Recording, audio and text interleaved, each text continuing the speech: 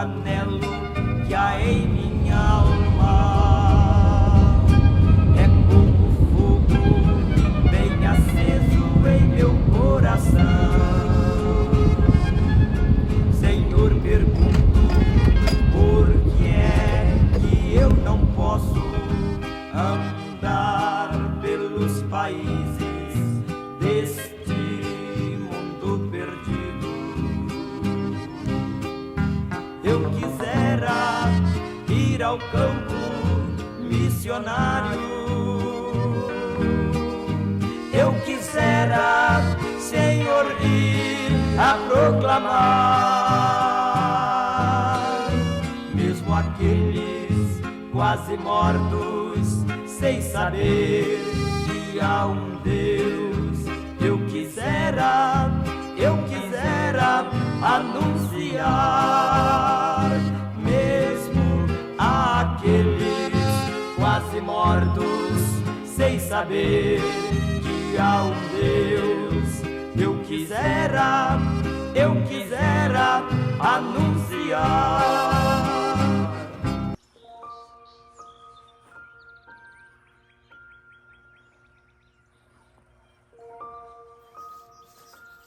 Olá, meus amados irmãos, graça e muita paz. Bem-vindos a este Conexão ID.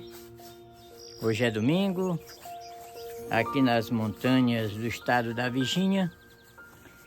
E no domingo nós usamos um tema muito especial para levar um envolvimento missionário às pessoas que amam a causa missionária e se identificam com a nossa missão. E o tema que nós utilizamos aos domingos é retirando a missão da zona do rebaixamento. E sempre nós procuramos lugares altos, como montanhas, para falar sobre esse tema, já que nós estamos em uma região montanhosa aqui dos Estados Unidos. Porém, hoje eu estou num lugar muito especial, porque aqui, nesse ambiente onde eu estou, foi cenário de uma guerra, de um campo de batalha que ficou conhecido na história dos Estados Unidos como o Massacre de Saltville. Durante o tempo da Guerra Civil Americana, nesse espaço aqui, se encontraram os confederados contra as forças da União, e houve uma peleja e morreu muita gente. Aqui tinham canhões, fuzis, metralhadoras, espadas. Era ainda no tempo que se usava os cavalos, não é? Então houve um massacre aqui que ficou conhecido como o Massacre de Saltville, ou o Massacre da Vila do Sal, muito conhecido na história americana. E foi um massacre porque, além de morrer os que estavam nas batalhas, eles mataram os prisioneiros de guerra. E foram 46 soldados de pele negra no tempo da segregação racial, que eles foram mortos, alguns feridos nos hospitais, outros nas matas. Então foi muito ruim o que aconteceu aqui para a história americana. Mas é a realidade que a gente não pode mudar, né? Ali naquele mastro que vocês veem, sempre eles colocavam a bandeira dos confederados. Mas como eu moro aqui perto, eu passo aqui sempre, quase todos os dias, e estão trocando a bandeira. Eu acho que danificou a bandeira antiga, vamos colocar uma nova aí. Mas vamos falar sobre um outro tipo de batalha. É uma batalha espiritual para vencer os impedimentos para o cristianismo, para a igreja conquistar os confins da terra. Eu sou Calbi Paiva, um missionário brasileiro servindo aqui nos Estados Unidos nos últimos 30 anos. E sou também o coordenador do Seminário Missiológico Pan-Americano, ou SEMIPAN. O SEMIPAN tem matérias que mostram como deve ser feito para que a igreja consiga vencer os seus obstáculos, obstáculos internos e externos, principalmente os internos, para que possa avançar no que tem a fazer. Então, sob o tema Retirando as Missões da Zona do Rebaixamento, nós falamos sobre muitas coisas que são necessárias, que são importantes para todos aqueles que desejam ter o envolvimento missionário. E nós coordenamos também o projeto missionário Igreja para Todas as Nações, que é um projeto missionário que reúne recursos logísticos, recursos documentais, recursos tecnológicos e recursos financeiros, para auxiliar o trabalho de missionários nativos, para que eles possam levar a palavra em seus países. Nós trabalhamos muito combatendo a omissão missionária. A omissão missionária da igreja, ela desvia os recursos que seriam para a causa missionária para outros fins. E isso tem trazido consequências danosas, consequências trágicas para a própria igreja. Por isso que é muito importante as matérias do Semipam. E eu quero convidá-lo para que você acesse o site semipam.com e se matricule para receber as classes, para participar das classes, para receber o material e no final um lindo diploma que vai ajudá-lo a entender melhor a causa missionária mundial e a explicar melhor isso para as pessoas que estão sob a sua liderança, para os seus liderados na igreja. Pois bem, mas hoje o nosso tema ele é muito específico. Deus me despertou nesta madrugada para falar sobre esse tema, sobre os criminosos que estão no poder. Isso é muito sério. Criminosos, quando estão no poder, tanto na área política, governamental, se torna um problema muito sério, porque eles estão no poder, eles estão manipulando com leis, com armas, estão determinando ordens que precisam ser obedecidas sob penas de castigo. Nós podemos falar a respeito do que acontece, por exemplo, nas ditaduras.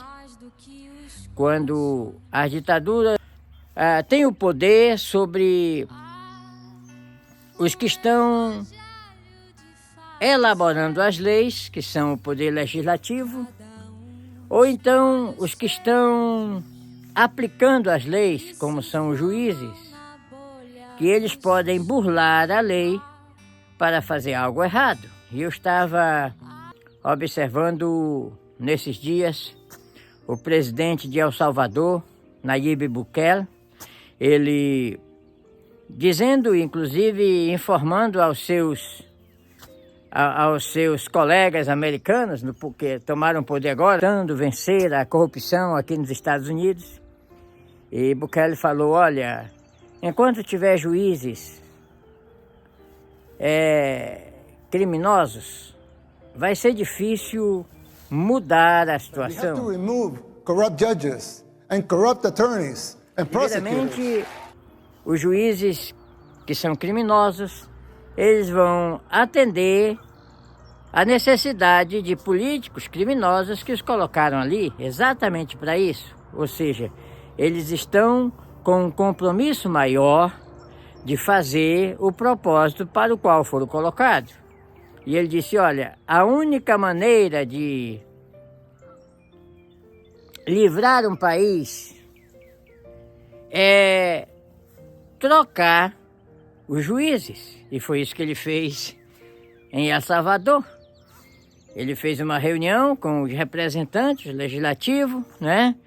E eles trocaram toda a cúpula da Suprema Corte de El Salvador e transformou El Salvador, do país mais perigoso desse hemisfério, num dos mais seguros, que está sendo exemplo de prosperidade, exemplo de segurança, está recebendo até criminosos dos Estados Unidos para suas prisões.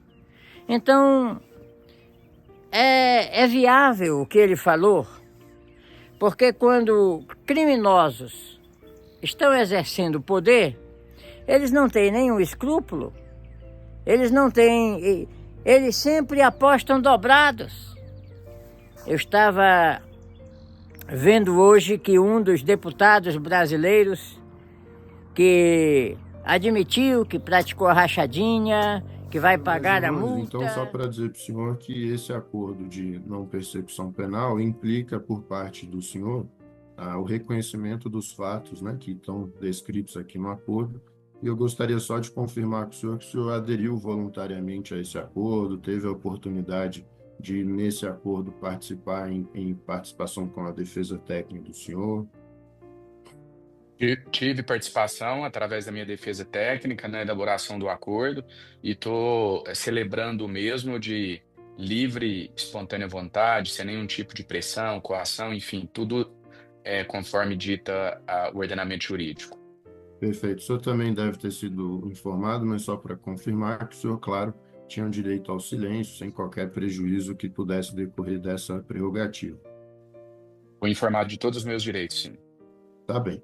Então, os fatos dizem respeito, né, a ocorrências aqui que no ano de 2019 o senhor teria solicitado um cartão de crédito adicional em nome de alguns assessores parlamentares. Não vou ler os fatos, mas estão descritos aqui na petição do Ministério Público, que foi juntada em 6 de março de 2025, em que também estão constantes as condições que esse acordo, para ser homologado depois extinto, está sujeito ao cumprimento dessas condições. Vou mencioná-las rapidamente aqui, mas a reparação do dano no valor aproximado de R$131 mil, uma prestação pecuniária no valor de R$26 mil aproximados e a delimitação de como esses valores serão pagos. Uma vez homologado pelo Supremo Tribunal Federal, deputado, saiba que o senhor não é considerado culpado nos termos da folha de antecedentes criminais, não há qualquer prejuízo nesse sentido. A única ressalva é que, em fatos futuros, essa possibilidade do acordo não será mais disponível ao senhor. E, claro, que a extinção da punibilidade por esses fatos fica sujeita ao cumprimento integral dos termos do acordo, que, quando homologado, passará a uma fase de execução que é acompanhada pelo próprio Ministério Público. Tudo bem? O senhor está de acordo? Tem ciência desses elementos? Ciente e de acordo. Perfeito. Então, da nossa parte, acho que seria isso. É, de fato, uma audiência simples, confirmada, portanto, a voluntariedade do acordo, seguirá para homologação pelo... Ele se apresentou falando de uma forma bem provocativa sobre a condenação desta mulher que escreveu com batom na estátua da Justiça, perdeu o mané, que é até uma palavra que foi dita por um ministro em Nova York, quando foi perguntado por um cidadão brasileiro, disse, perdeu o mané, não amor. O senhor vai responder às Forças Armadas? O senhor vai deixar o código-fonte ser exposto? O Brasil precisa dessa resposta, ministro. Todo respeito.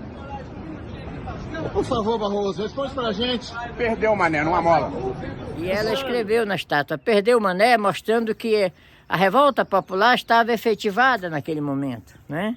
Mas por causa disso ela foi condenada a 14 anos de prisão. E ela, que tem filhos pequenos, é uma dona de casa, é uma mulher honesta, nunca teve problema com justiça.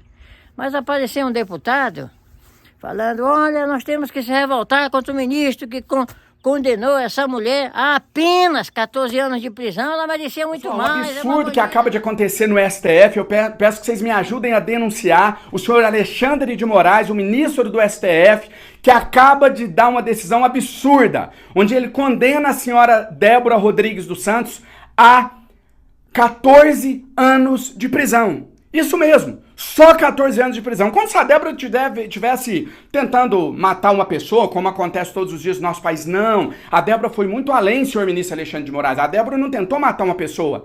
A Débora tentou dar poderes para o senhor Bolsonaro para matar quantas pessoas ele quisesse. É essa ditadura que a Débora estava defendendo para o nosso país. A Débora estava defendendo, e ela foi as últimas consequências para isso.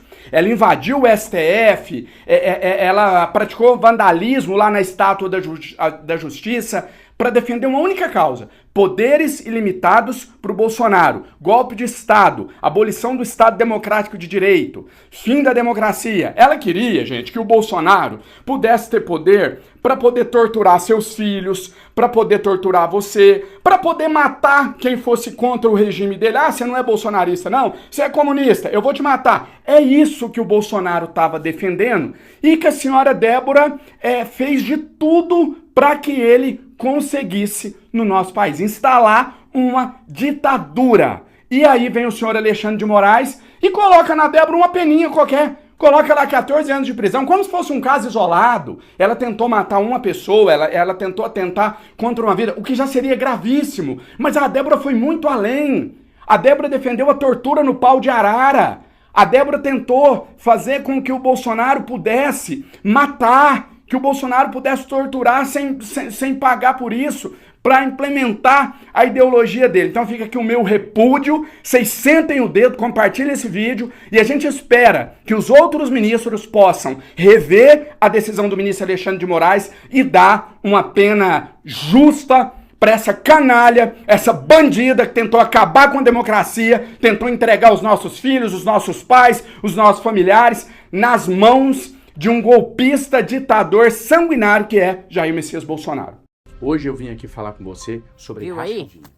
Então, é interessante porque quando os criminosos estão no poder, declaradamente ele praticou uma rachadinha, que é crime, mas por ser do lado do governo, ele foi poupado, não é? Olha aí. Porque está do lado do governo. Então, eu estou dando um exemplo bem prático do meu país, da nação onde eu nasci. Apesar de hoje eu ser um cidadão americano, mas eu sou brasileiro de nascimento. Eu estou aqui há 30 anos. Porém, aliás, por isso eu falo assim, em lugar de brasileiros que não podem falar com medo, não é? Eu não tenho problema com isso, graças a Deus. Mas o que eu quero falar também é do lado religioso. Porque quando criminosos estão no poder religioso, ou seja, obreiros fraudulentos disfarçados de apóstolo de Cristo, ocorre o mesmo fenômeno. Eles não têm escrúpulo.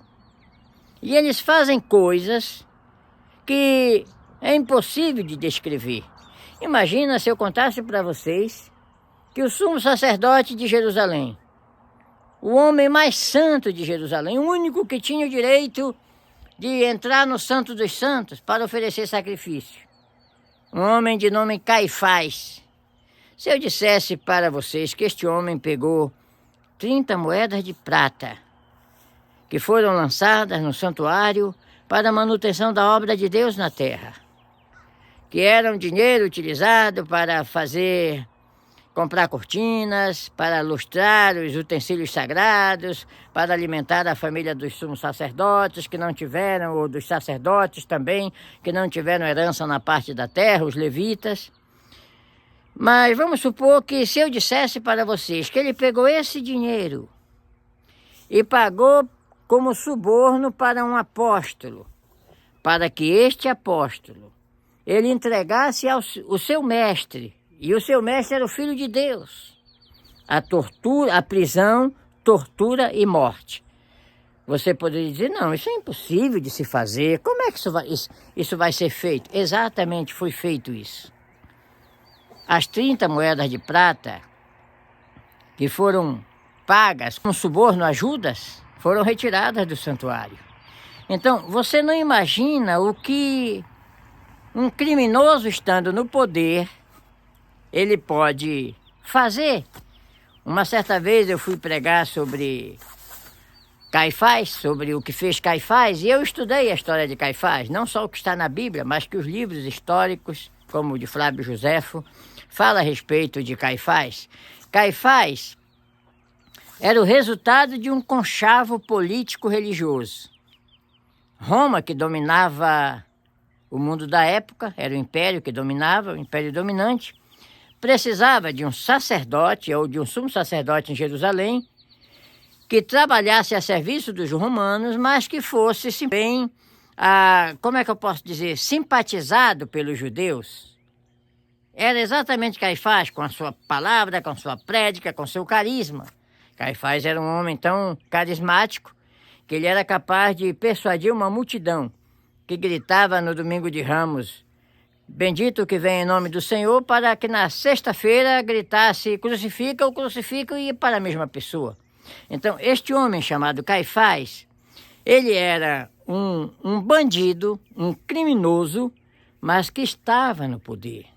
E olha o que aconteceu.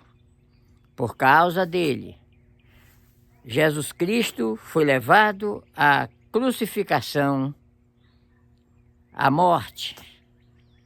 Então, vemos aqui um exemplo muito prático do que pode acontecer quando homens perversos estão no poder, seja no poder legislativo, seja no poder executivo ou seja no poder judiciário, falando isso em uma, como chama, democracia, né?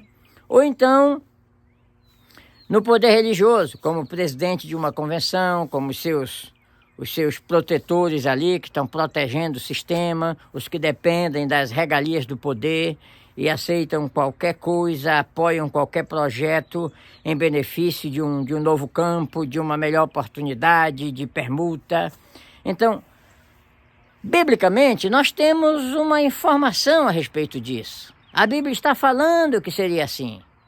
E principalmente nos últimos dias, que são dias trabalhosos, que estão totalmente relatados ali em 2 Timóteo, capítulo 3, versículo 1 a 18, que eu não me canso de repetir, porque sempre nós repetimos a matéria, porque nós trabalhamos contra um só problema. O mecânico, por exemplo, ele sabe o problema que tem um carro, então se o problema for no pneu, não adianta ele mexer no radiador. Se o problema for no radiador, não adianta ele trocar as rodas, tem que focar no problema. Por isso que aqui nós sempre estamos repetindo esses versículos, porque nós estamos vivendo os últimos dias, dias em que os missionários foram abandonados, dias que o poder religioso está corrompido.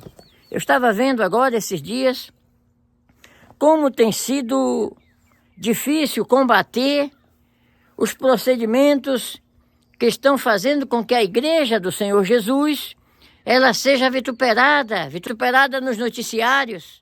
Por quê? Porque as coisas que acontecem, os escândalos que acontecem, servem de prato cheio para aqueles que odeiam a obra de Deus, odeiam o Evangelho, principalmente quando se tornam jornalistas, pessoas que têm influência na sociedade, porque eles mostram a parte podre da igreja, a parte que está vulnerável e com pessoas que abusam do poder e exatamente são criminosos no poder. Há alguns anos atrás, e há muitos anos atrás, para ser exato, há 25 anos atrás, isso aconteceu em 2000 ou 2001, para ser exato 2001, 24 anos. Eu estava participando de um culto em Nova York, no Bronx, e o pastor daquela igreja, que é uma igreja muito especial no Bronx, é o Ministério Amanhecer de la Esperança, muito especial igreja, especial pastor, gente muito boa, muito dinâmica na obra, doutrina muito boa. Mas ele é da República Dominicana, e ele disse que estava chegando uma vez no aeroporto de Nova York, e a fiscalização da alfândega de Nova York disse: abra sua mala, nós queremos ver o que tem dentro. Aí abriram a mala e viram, tinha uma Bíblia em cima das roupas. Ele disse: eu sou um pastor. Aí ele dizendo que seria um pastor, pensando que isso ia ajudar na identificação, ou pelo menos para ser liberado, como que diz: olha, eu sou um pastor, eu não sou um bandido. Aí um dos fiscais riu, deu uma gargalhada e disse: ora, e não são os pastores que passam aqui, que a gente encontra cocaína nas malas, que a gente encontra contrabando? E ele estava falando: as pessoas se disfarçam de pastor. Não é que seja um pastor que está passando ali, mas alguém identificando-se com pastores. Olha, nós encontramos drogas escondidas dentro da Bíblia. Eles rasgam algumas páginas da Bíblia, fazem um buraco ali e colocam a droga. Então ele estava dizendo, não é que pastor trafica, mas traficante com roupa de pastor para se passar. É aquilo que Jesus falou, são lobos devoradores vestidos com peles de ovelha. E são esses disfarces que enganam. Por isso que na alfândega eles revistam tudo. Não adianta, se disser que é pastor, que é padre, com gola clerical, vai ser examinado com muito mais empenho. Por quê? Porque são disfarces. E esse é o problema hoje, porque esses profetas, eles conseguem colocar um disfarce que engana mesmo. Engana pessoas, engana a sociedade, engana ministérios.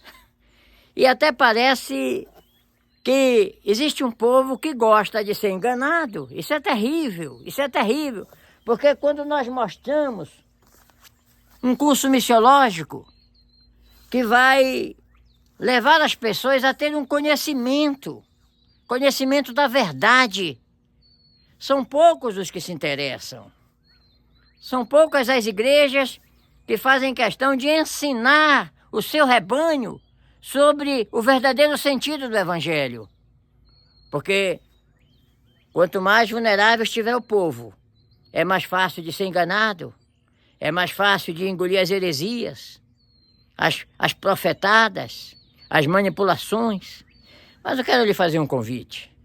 Se você é um cristão e deseja entender a verdade sobre os campos missionários, sobre a verdadeira doutrina da palavra de Deus, se matricule para o Semipan. Você não vai se arrepender. É muito especial.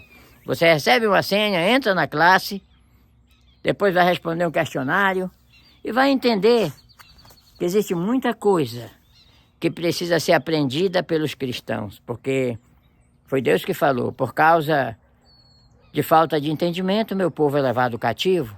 Não seja levado cativo. Eu vi agora, recentemente, a entrevista de um garoto que prega, e perguntaram para ele, olha, como é que você consegue, você já usou o aplicativo de revelação? Aí eu fiquei entendendo, digo, uau, já existe isso. No celular existe um programa, um aplicativo, em que a pessoa coloca o nome do cidadão ali e aparece toda a ficha para dizer aquelas revelações, número de CPF, número de placa de carro, essas maracutaia toda. E o povo está engolindo isso. Olha, é de Deus, ele adivinhou. Meu Deus, vamos crescer na graça e no conhecimento. Vamos crescer na palavra para não ser iludido, para não ser manipulado. Porque quando tem um criminoso exercendo o poder, seja numa convenção, numa igreja, no Supremo Tribunal Federal, numa Câmara ou na Presidência da República, o efeito é devastador. Mas multiplica isso pelo menos umas 1000 vezes, comparando com a eternidade dos perdidos da terra, quando os fraudes, a corrupção, o engano está no meio evangélico, está nos púlpitos, estão nas convenções. Isso é terrível. E você precisa se blindar, conhecendo a verdade. Que Deus abençoe.